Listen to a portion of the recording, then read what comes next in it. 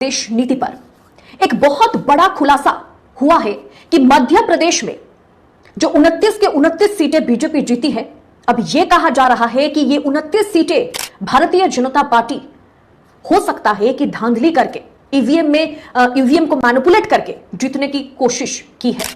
29 सांसदों को जो सर्टिफिकेट दिया गया, जो जीत की सर्टिफिकेट उनको मुहैया कराई गई, उसके खिलाफ अब सुप्रीम कोर्ट में वकील नरेंद्र मिश्रा दहाड़ेंगे और उनके साथ और भी वकील शामिल हो सकते हैं, जिसमें चुनाव आयोग का मैटर अब सुप्रीम कोर्ट में फिर से पहुंचेगा। चुनाव आयोग ने वाकई क्या पारदर्शिता के साथ इस चुनाव में काम किया है, क्या पारदर्शिता के साथ, निष्पक्षता के साथ क्या मुख्य चुनाव आयुक्त राजीव कुमार ने काम किया है, इसे लेकर के मामला सुप्रीम कोर्ट में पहुंच गया है और इस पर बहुत ही जल्द जो है सुनवाई होगी। और साथ ही साथ मध्य प्रदेश के बीजेपी के 29 कैंडिडेट की जीत को अब सुप्रीम कोर्ट में चैलेंज किया जाएगा। इस पर विस्तारित चर्चा करने के लिए हमारे साथ वरिष्ठ वकील, सुप्रीम कोर्ट के वरिष्ठ वकील जुड़ गए हैं। तो नरेंद्र मिश्रा जी, स्वागत है आपका देश नीति के मंच पर फिर एक बार हमारे साथ जुड़ने के लिए।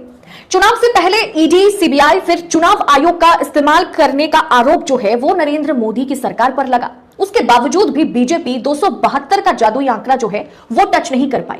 लोकतंत्र का तीसरा स्तंभ न्यायपालिका है। लगातार मोदी सरकार पर यह भी आरोप लगा कि न्यायपालिका पर कब्जा पाने की कोशिश भी की जा रही है। आप उस तीसरे स्तंभ का हिस्सा है। मैं आपसे जानना चाहूंगी, ये जो नतीजे सामने आए, आप इस पर क्या कहेंगे? ये लोकतंत्र की जीत है और आगे चल के न्यायपालिका पर या जजों की नियुक्ति पर जो सरकार कब्जा पाती या पाने की कोशिश करती, क्या वो ध्वस्त हो चुका है?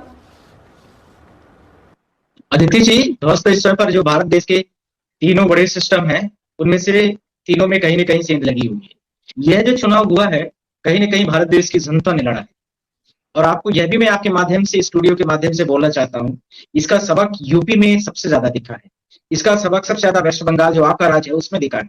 इसका सबक सबसे ज्यादा जो पढ़े लिखे राज्यों की श्रेणी में केरला, कर्नाटक, तमिलनाडु आते हैं, उनमें दिखा है, जहां शिक्षा का स्तर 100% लगभग माना जाता है, जहां बेरोजगारी की दर कहीं इतने बड़े जब लेवल पर एजुकेशन का लेवल हाई हो गया है, आईआईटी के बहुत सारे बच्चे हो गए, एमबीएस के बहुत सारे बच्चे हो गए, टेक्निकल ग्राउंड्स के बहुत सारे बच्चे हो गए, और सारे जो लोकल्स बहुत सारे छोटे छोटे डिप्लोमा कोर्सेस हो गए, उनके बहुत सारे बच्चे हो गए। और वह यह जो इस बार का चुनाव हुआ, महंगाई को लेकर के हुआ, बेरोजगारी को लेकर के हुआ। इसी के साथ में वकीलों ने भी जो सुप्रीम कोर्ट में जुडिशरी को लेकर के सारे प्रश्न उठाए, डायरेक्टली या इनडायरेक्टली तरीके से। आपको मैं यह बोलना चाहता हूं, मुझे बोलना नहीं चाहिए, जो मेरी प्रेयर्स थी, पिटीशंस की, उसको सुप्रीम कोर्ट ने जब बोल दिया कि अप्रोप्रिएट बेंच में मैटर लगाया जाएगा, वह मैटर अभी तक लिस्ट नहीं करा पाया। मैं आपसे इसके माध्यम से क्या बोलना चाहता हूँ, लंदन में सीजीआई साहब हमारे गए और वहां पर स्पीच निकल, मैंने उनको फिर मिल किया है, मतलब मिल किया मैंने। लॉर्डशिप, हमारा यह मैटर पेंडिंग था, चुनाव खत्म हो गया, 5% जिसमें पहले पर्ची काउंट कराने को लेकर के था, जिसमें सीनियर सर्जन की वोट काउंटिंग कराने को लेकर के था, जिसमें 100% जो ईवीएम कैसे चार्ज हो जाती इसको लेकर के था। बहुत सारे हमारे पास फोन आने को, इंडिया से, खासकर मध्य प्रदेश से आ रहे हैं। अभी मैं आपसे एक छोटी सी घटना की चर्चा कर रहा हूँ। मध्य प्रदेश की रीवा लोकसभा का मुझे कैंडिडेट का फोन आया है कि मेरे जितने भी पोलिंग थी उसमें 100% ईवीएम मशीन चार्ज पाई गई। जब मैंने उस चीज को जो डीएम होते, प्रिसाइडिंग ऑफिसर है, उन सबसे ये सारे क्वेश्चन किए तो उन्होंने बोला ऑटोमेटिक चार्ज हो जाती है। ऑटोमेटिक कौन सा ऐसा पोर्टल डिवाइस है भारत देश में, सारी फ्यूल्स पावर बच जाएंगे। इसी के साथ में मैं यह बोलना चाहता हूँ कि जो आपने बोला है कि जो जादुई आंकड़ा इनका 400 पार का था, जो इनका विभिन्न तरीके से एलिगेशन थे, वो कहीं ना कहीं ध्वस्त हो गए। भारत देश की जनता ने यह बोल दिया है कि धर्म की बातें ठीक है, पर आपको महंगाई, बेरोजगारी और जो रोजगार है, इनको भी देना पड़ेगा। आप सिर्फ दुनिया भर की ये धर्म की बातों को करके आप सारी चीजों को सत्यापित नहीं कर सकते हैं। यह भी स्पष्ट हो गया। जो दुनिया का सबसे बड़ा पॉपुलेशन वाला कंट्री भारत देश है, वह जहां पर 40% से ज्यादा बेरोजगारी दर है, वहां की स्थिति क्या है आप देखिए, भूखों बेरोजगार लोग मर रहे हैं।